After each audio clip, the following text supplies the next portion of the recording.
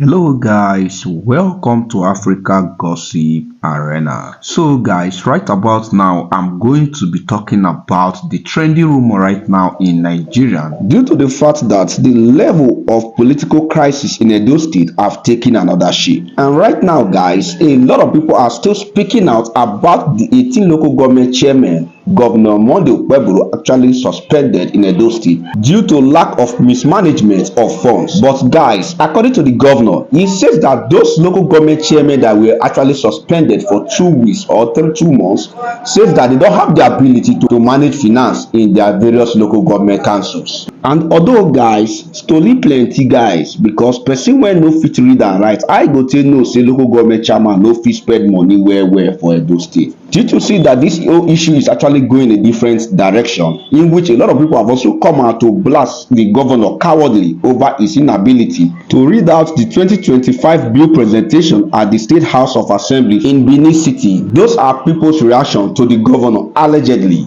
Anyway guys, let me leave you to watch this video to the end to see what people are actually reacting right now to the governor of Edo State, Governor Monday Okpebholo, who actually suspend the 18 local government chairmen in the state. And don't forget guys, that subscription to this channel is actually free. So if this is your first time of seeing this channel, please kindly do well to hit on the like button, subscribe, and don't forget to turn on your notification bell.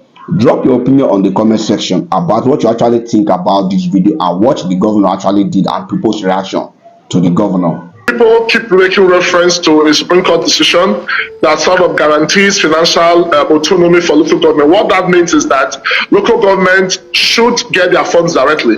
That is not to say the control provided for under the Constitution by the states over the affairs of local government remains. Section 7 of the Constitution is very clear that the State House of Assembly has a duty of making a law for the existence, management and control of local governments. That provision of the law has not been amended. So it was pursuant to that particular law, the Edo State local government law was made. And there was a recent request by the governor that the chairman of the 18 local government should submit their statements of accounts. A time limit was given, and unfortunately they refused to, but rather they now said they will resort to court to challenge the authority of the state government to ask for those statements. And you can imagine a situation where you have local government chairmen, they are busy using local government funds to do certain things that are not in conformity with specific guidelines and financial regulations. Let it be on record that a lot of things that everybody has celebrated about this Bola Tinubu's achievement, so to speak, are only propaganda. They are just on paper. Because I know the hula baloo, the noise that have been made about local government fiscal autonomy, that has reason a whole lot of applause for the sitting government. Of course, you can hear it right now.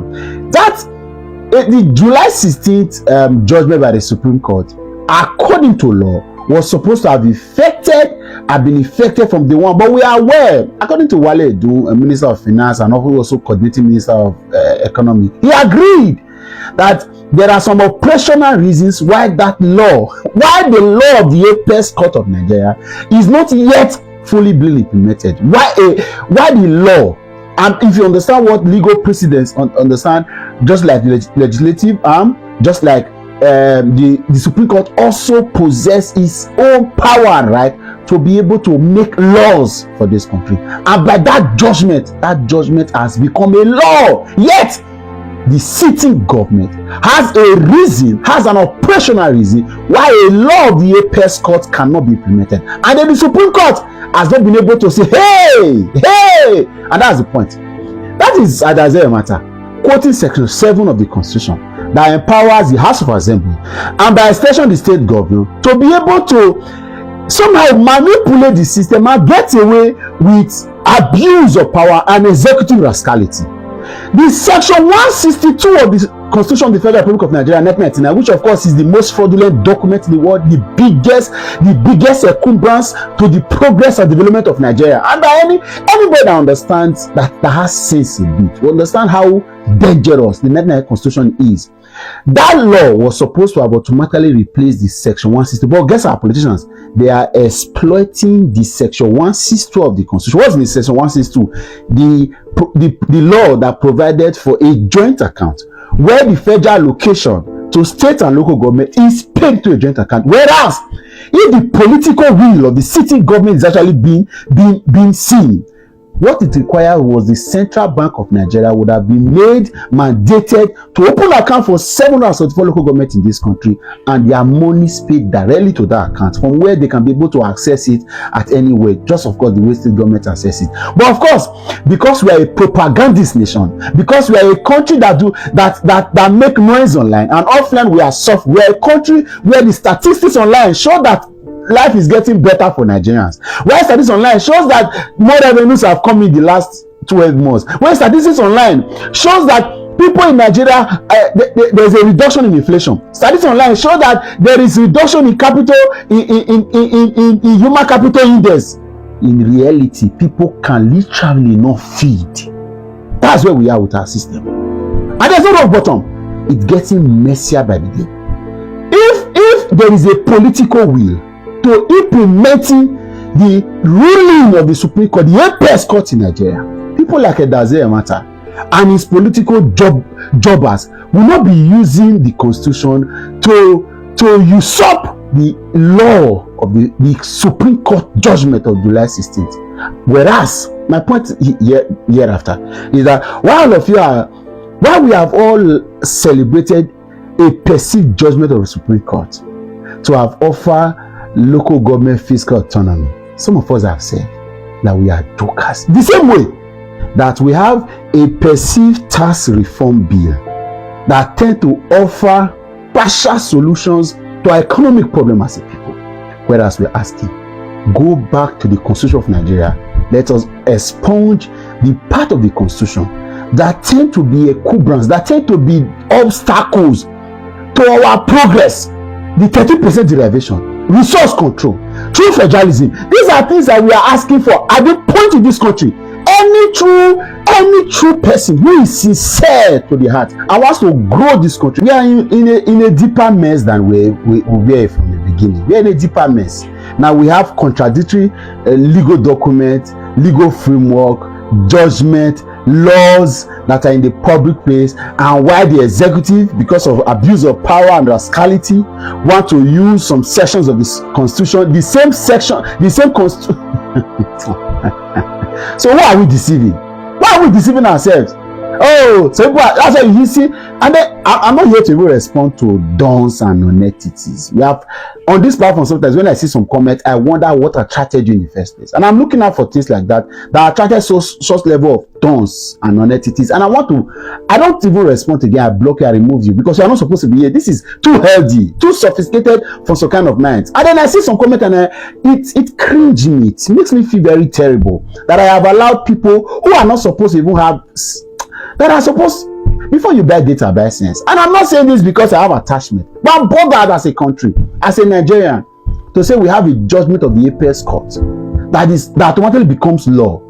There are sections of the Constitution that seems to antagonize that kind of, and then the Supreme Court that whereas the National Assembly, whose goal was to have looked back at the 1999 Constitution that we have all agreed here, that was like a decree that was made by the military administrators of this country prior to 1999 handover to civilian rule, and handed over to politicians for them to run. That we have long outgrown. We have long out. That should not be something within the confines of the history of this country at all. Should have been kept away in the bin and left as an history document. It's not as easy to run a country like this in 2024. With all the challenges that before us. The same way we had electoral reforms that we embraced and thought was the hope, only for us to see that there are sections of the Constitution that antagonizes the reforms. And of course, what else is the most supreme document in the land? The Constitution, of course. We are joking. And if we truly want to have a country, these are where to start from. People like Adaze, Modu Bewolo, the city governor, the speaker, Blessing Agbebaku, that have taken advantage. They see the loophole, they see these leakages, and they will think that we have a country. We are not ready for development. If we truly are ready, we will focus on the main problem, deal with the issues that are supposed to be priorities. I pity the local council authorities. I pity them because they are handicapped. They are going to go to court. The city government is asking you. Of course, the dangers are that, just so you know, the dangers are that there will be no more monies available to look at. They are suspended, and the monies are paid to the jack. The monies are paid directly to the state account. So the account that the local government monies are paid for is the same account the monies of the state governments are paid for. And by state governors suspending them, all those things you are seeing on social media, it doesn't work, cannot stand their story. They will not be able to run their local government effectively by any means. And even at that, whatever has been put in the account, they cannot access it. It's a problem. They are going to write. I not say 1 month ago, I tell you now, say this our present governor, His Excellency Senator Modo Okpebholo, that we should not expect big things from him. You know, he's just going to do 1 or 2 things. So that's what we should be expecting, not that kind of big thing. You know what I mean? Many of you think I was joking. Forget about this thing they are saying that it just came in. Forget about it. Just forget about it. What we are seeing now in Modo Okpebholo's government is just noise. It's just noise. They are just making noise. And this noise is getting out of hand. They are just making noise. We want to see Monday working in Esa land, in Afima land, in Ora, Sabogida, all of those areas. We want to see Modo Okpebholo working in Oriomo, Udo, all those villages in Benin. We want to see Monday working there. They have to be showing the Edo people that this is what they are doing, not all this noise. How can a state man, a respected man, came to social media and told Edo people that if you didn't vote for Modo Okpebholo, if you didn't support Modo Okpebholo, then you don't have right to question Modo Okpebholo. Is that how democracy was taught in Nigeria? Is that how? What APC are doing? They are just like people campaigning. I'm still seeing the campaigning. I have to be honest. I am still seeing APC campaigning. Talk your own, make I talk my own. That's what they are doing. I'm just laughing because this is what I predicted before. I predicted it that APC, and this is APC coming to do something big in the state. Because what I'm seeing is bigger than me. They are just campaigning. They are just campaigning, making noise, attacking people. APC have to be showing us this is what they are doing. This one is doing this. How can somebody come to social media be showing us that here Mode is working here, this very place, only one pothole? What are you saying? What are you saying? I'm ashamed of myself. I don't even see myself as a Nigerian person. Not to talk of as an Edo person. What are you saying? Because I don't have a room for these people to frustrate me. You understand? Instead, I better not see myself as a Nigerian person. APC are just campaigning. They are still on campaign season. So when they start working, we will let you guys know. That's what they are doing. They have not started working yet. We will let you guys know. Doing a pothole is not. It's nothing. It's nothing. Because someone did vote for Modo Okpebholo, it means that person don't have right to question the governor. What are you saying? An elderly man like you, an old man like you. How? Is the governor using APC money? The governor is using the state money. If you don't understand politics, sir, it's a big shame. I saw it coming. So if they do good, I will come here and say it. But what I'm seeing now, they are just making noise. The noise is too much. The noise is too much. We don't need this noise. We want to see projects. We want to be seeing project upon project. Yes, that's what we want. That's what the people want.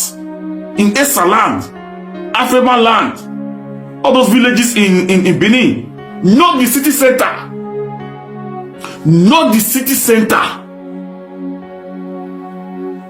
Where Obaseki spent billions is what Moto is just jumping there, jumping here, jumping here. No. Anyway, if they start their working, I will still come and tell you people. But now, as I'm concerned, APC, they are still campaigning. Thank you. We'll see us in the comment section. Don't forget, I am so disappointed. It's so disgusting that we've never been truly lucky to have anybody representing us, either in the House of Senate, most especially.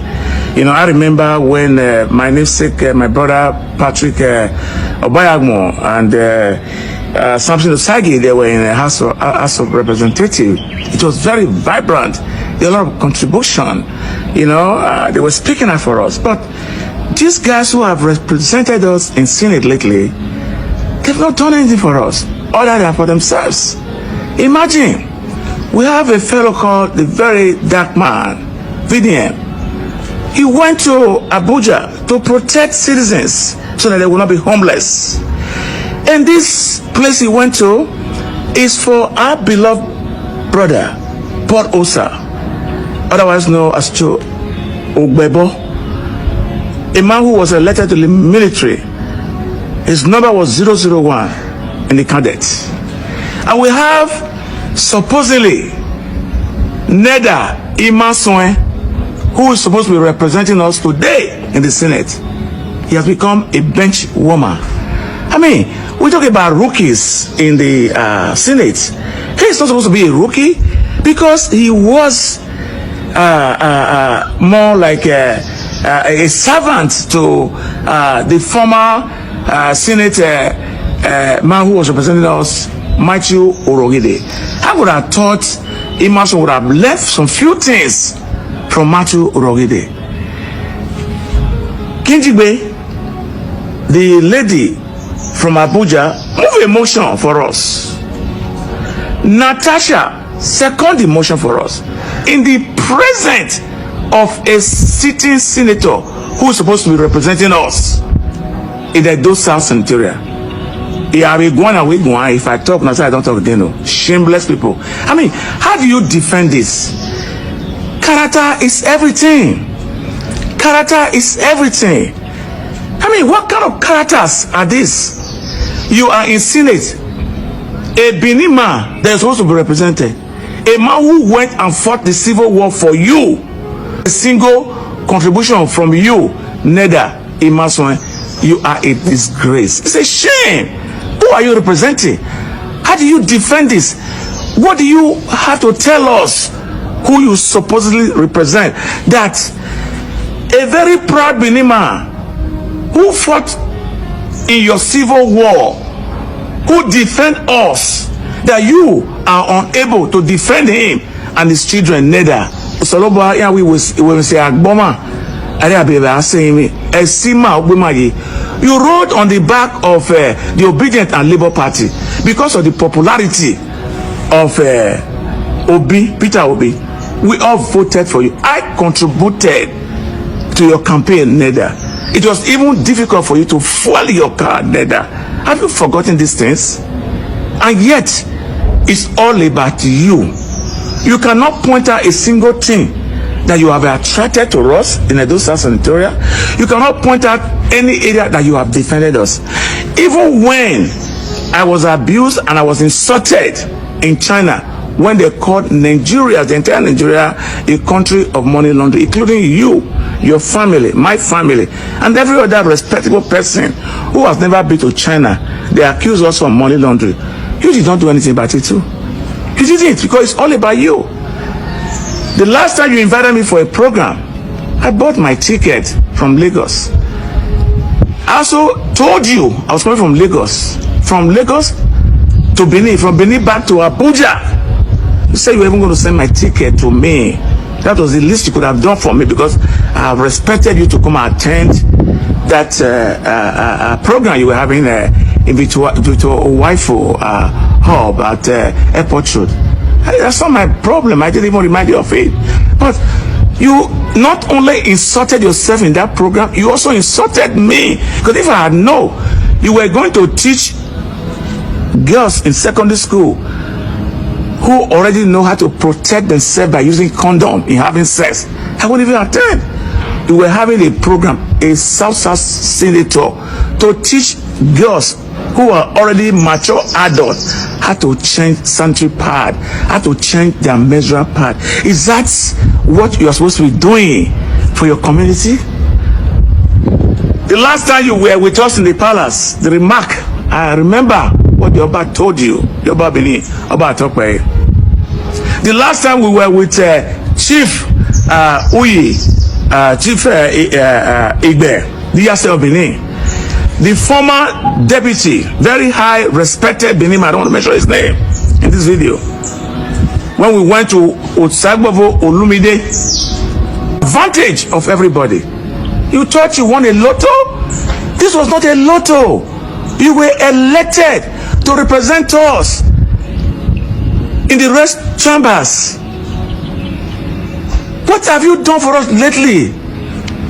Neda Imaswan, you couldn't represent Paul Osa. I saw the wife, as old as she is, in Arise television, lamenting, almost crying. And she's not from here. She's from Niger Delta. I've seen everywhere meaningful Nigerians have spoken about these things. Neda, we've not had a word from you. VDM might be from Edo State, but it's not from our senatorial district. We are from your senatorial district. Come on now. What legacy are you going to leave? You are telling everybody you don't want to come from second term, you don't care. Were you there just to amass money for yourself and your family and forgotten your obligations, the pledge you own to us, the oath of office you took? This is very disappointing. Listen, I have nothing to lose when I speak to you, and I have nothing to gain when I tell you the truth. But if the truth shall kill, let them die. This will not be the first or the last time you all will take me to court. I hope this is not defaming again, because that is a new chapter in the book, defamation. 2 weeks ago, I went to court with my other brother, Engineer Iyawe, saying that I defame him because this is the only forum I can speak to them, only channel I can speak to you all. You guys don't have office, constituency office that we can go to if we have issues. There's no proper representation. You cannot take telephone calls. So how do we speak to you? If you want to call this again defamation or defame, whatever you want to call it, listen, you guys have to build more prisons. We are not afraid of you all. We are going to continue to remind you all where you have failed. You have failed Paul Osa. You have failed the Benin people. You have failed yourself, because a time will come when you will not be in that office again. And this is you are doing. You are sowing a bad, very bad seed for your children, because you are going to be remembered for something. Neda, if nobody has told you that you have failed, I am telling you today, Neda, when I see you, I've seen a failure. You have failed in all ramification. We cannot be talking about the governors, talking about the presidency, why we cannot hold you people accountable. All the blame is being passed to the governors and to the presidency, whereas we have people like you who are supposed to represent us. We say an injury to one is an injury to all. Governors should not be encouraged to toe the path of illegality under any guise. The sacking of 18 local government chairmen and their vice in Edo State is an illegality, and the state governor, Senator Monday Okpebholo, should not be encouraged to start his tenure on the path of illegality. The State House of Assembly clearly lacks the power to suspend or to sack or to abridge the tenure of democratically elected local government chairmen and their vice. The Supreme Court made that statement clearly, copiously, right from the time of the 14 local government chairmen against the state government during the tenure of Kayode Fayemi, when he sacked the 14 local government chairmen in Ekiti by virtue of a local government administration law enacted by the State House of Assembly. In these guys also, you can say it was the governor, now it is the State House of Assembly suspending local government chairman and their vice under the guise of corruption. Section 7 subsection 1, according to the Supreme Court pronouncement in that case by Justice Rodvival GSC, as it then was, and Cletus Uweze, stated clearly that Section 7 guarantees the tenure of local government, and that section, the words, it's sacrosanct, and there is no, under any guise can a law be made to abridge that tenure. It is akin to the National Assembly sacking or suspending governors. It should not be encouraged. I am aware that the State Attorney General, my very good friend, is a renowned lawyer, a seasoned lawyer for that matter, had also fought such illegalities. So he also should encourage and advise the governor and the State House of Assembly that they are towing a part of illegality. Honorable Kingsley Ugabi was one of those members who suffered the fate of illegality perpetrated by the previous administration when they were kicked out of the State House of Assembly. And I also am aware that a lot of Nigerians kicked against that move. He should also not be part of those that will encourage illegality at this stage under any guise. The fact that Section 7 subsection 6 empowers the State House of Assembly to make laws for the appropriation of allocation to local government does not under any guise empower them to sack duly elected local government chairmen, and they should desist from it. The local government, the state governor, this for me, this is an encouragement. This is a clarion call to the state governor to immediately reverse, or call on the State House of Assembly to reverse that decision. If there is any allegation of corruption against the local government chairman, a petition should be written to the EFCC, and EFCC can clearly investigate the matter, and there are steps to conduct another election after the expiration of their tenure. And the local government chairman does not enjoy immunity. If a local government chairman is found wanting, and then after investigation, he can be prosecuted. The fact that you just by fiat suspend them under allegations, mere allegations of corruption, means that there is more to this that meets the eye. And I think this should not be encouraged under any guise by the current administration. They're just starting. There are a lot of allegations. Their matters are still even at the tribunal, and there were allegations raised even during the elections. And so this is not the time you want to run foul of the law. This is my call to them, and I will consistently make this call until the right thing is done. May Edo someday become Lagos. But anyway, they say don't know the Lagos. So help us understand. There was a lot of celebration at the national level as to local government autonomy, and then we're seeing this. But first, let's walk back. What is the reason for the governor, besides what we know, saying that these gentlemen who are managing the local government should open their books? Does the governor have that authority? Maybe you as a lawyer walk us through that first of all. Yeah, thank you. We operate a constitutional democracy in Nigeria, and the actions of the governor were guided, as it were, by the provisions of Section 7, the second part of Section 7 of the 1999 Nigerian Constitution as amended. Of course, the first part says that a system of democratically elected councils is under this constitution guaranteed, and the second part says that the government of the state, through its House of Assembly, shall ensure the existence of local government and shall provide, make a law that provides for its establishment, structure, finance, and composition. It was pursuant to that provisions of the 1999 Constitution that in 2000 the Edo State House of Assembly enacted the Edo State Local Government Law. Section 20 of that law, sub B, allows a governor in consultation with the House of Assembly to suspend an area local government chairman for 2 months, for a period not exceeding 2 months. And in place of that suspended chairman, in the case of a suspension of the chairman and his vice, the leader of the house, the elected leader of the legislative house, becomes the acting chairman for that 2-month period, during which the governor is mandated by sub C of Section 20 of that law to set up an inquiry. And the governor of Edo State followed these procedures as stipulated by the law of the Edo State House of Assembly, for which Section 7 empowered the House of Assembly to make. As we speak, that remains the law of Edo State House of Assembly, the local government law. And we expect that within a period of 2 months, the inquiry, which I'm a member of, will submit our report to the governor, and the governor in turn will lay it before the House of Assembly. And the law says further actions will be taken based on the reports that has been submitted. So if you ask me, the governor has acted in accordance with the law because this local government chairman defied a simple request for them to explain the state of the affairs. We have a system similar to that we have in America because our own democracy is modeled on the American system, whereby the states supervise the activities of local government councils. The drafters of our constitution had it in mind when they made those specific provisions. They saw a local government as a corporation for which the state can pass laws, which we have done.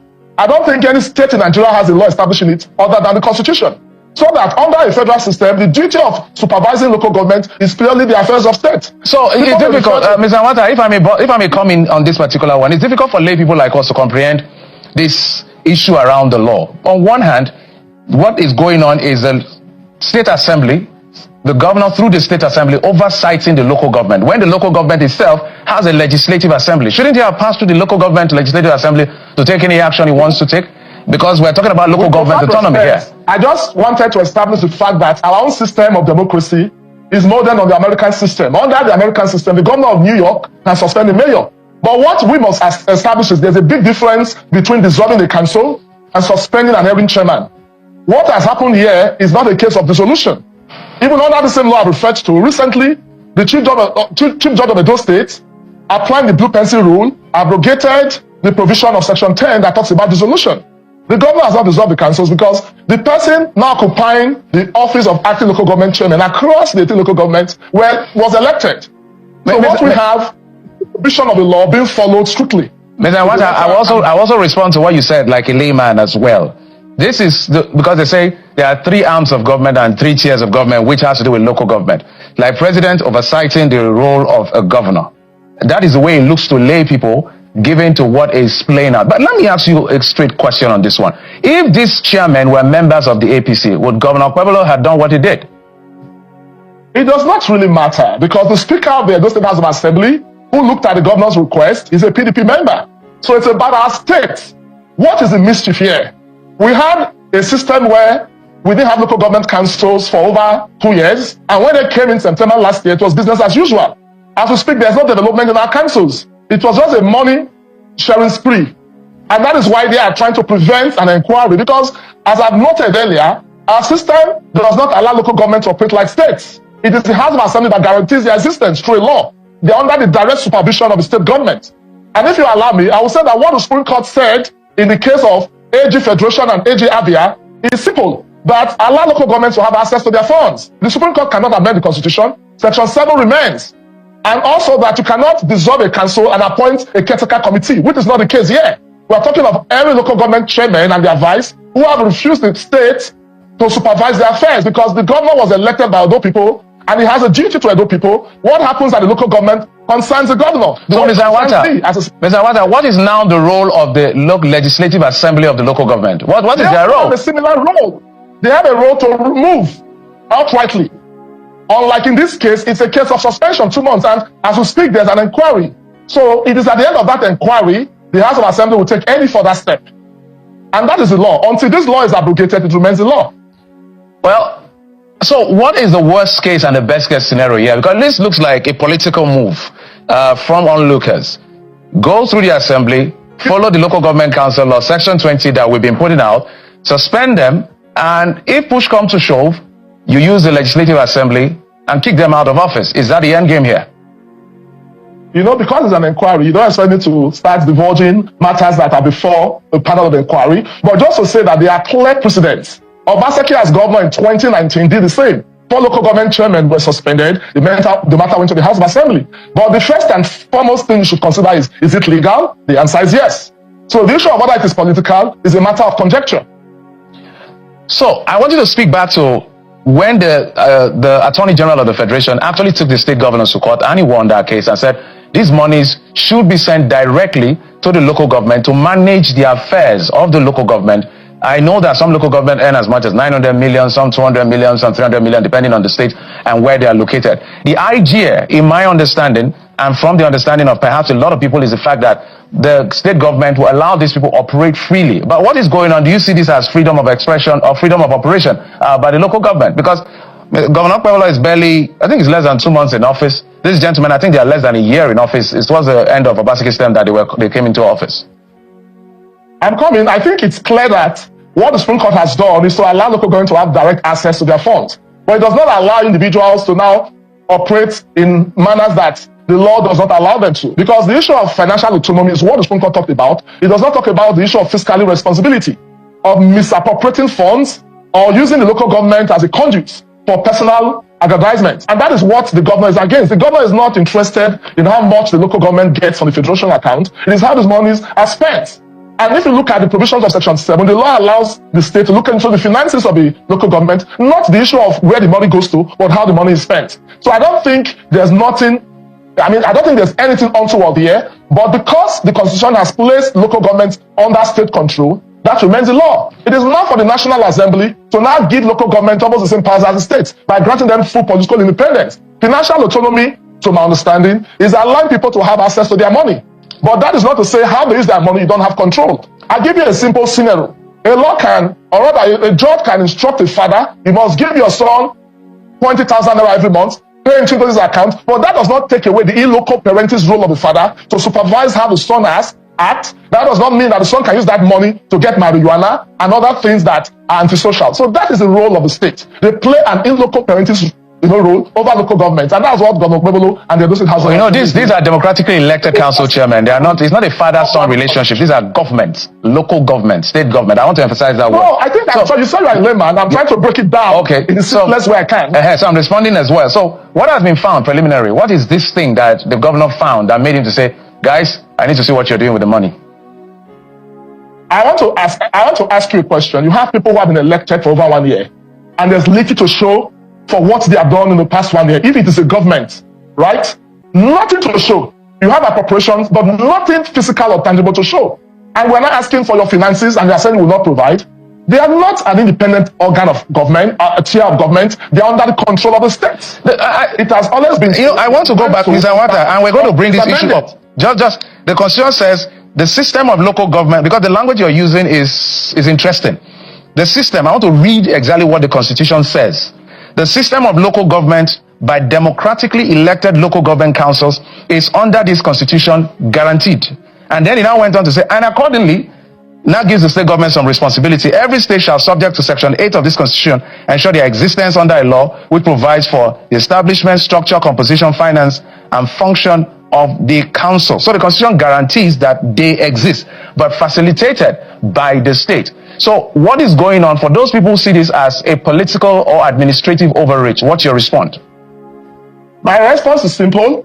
The person who is currently in charge of my local government was democratically elected, meeting the letters and spirit of Section 7, because the council itself is not just the chairman, but you have elected councillors. These councillors are intact, their tenure is intact, but for the suspended chairman who is trying to prevent the state from ensuring that the funds are properly spent, is under an inquiry. And the idea behind suspension is not just about the local government councils. Even in the university system, when a VC or whoever it is that heads an institution is under inquiry, he's suspended, he's told to step aside to allow that inquiry to happen. And that's exactly what the drafters of our constitution contemplated and the drafters of the Edo State local government law. 2 months is not forever. So it's better we don't preempt the work of the inquiry. Yeah, no one is preempting the work of the inquiry, just that government areas concerned. No, your thought. I didn't get what you said. No, I said the point is this. The 2 months period is not ad infinitum, right? The chairmen have been suspended and their vice chairmen, they have not been removed. The councils have not been dissolved. And again, the most important question to ask is, does the governor and the House of Assembly act of suspension in tandem with the law? The answer is yes. It's in tandem with the provisions of Section 7 of the Constitution, and is also in tandem with the provisions of Section 20 that allows for an inquiry of a 2-month period within which that person involved, whether chairman or vice, can be suspended. So has the EFCC been involved in all of this? I was informed just this morning that these persons have been invited by the EFCC. Okay. So, again, just as we begin to wind down, let's talk about you said the Speaker of the House is a member of the PDP. and the governor just came into power. And this energy we're seeing with their quote-unquote oversight on the local government. What is the guarantee? Because there's also concerns about much money being sent to the state governments, and sometimes we don't see what they really do with this money, which is actually the role of the state assembly to oversight and see what the state government is doing with this money. How efficient and effective do we expect to see the state assembly effectively check the activities of the state government, just like they are checking that of the local government? We expect that because we have majority PDP members in the House of Assembly, and the governor's party is a minority in the House of Assembly, and the governor just presented his budget, and of course the House will perform oversight. The governor hit the ground running. For the very first time, we're having a flyover in Benin City, and he has promised 3. Edo State is more or less a construction site. Across board, the governor is ensuring that he brings development to every nook and corner of Edo State. And I expect the journalists, as the 4th estate of the realm, to hold us to account on every promise we have made to Edo, because Edo people deserve the best. And my boss, the governor of Edo State, Senator Mono Okpebholo, offers a better deal through his 5-point agenda of security, affordable health care, value-driven education, good road infrastructure, and water and food sufficiency. And when I see the government, Mr. Wata, we're going to come to all of that maybe in another conversation altogether. We'll proceed in the days ahead. Because of time. Various committees of the House will now have to scrutinize the budget, which of course is 605 billion. Cutting across the various. Mr. Wata, we're totally out of time. I wouldn't want to stop you, but we're totally out of time. My sincere apologies.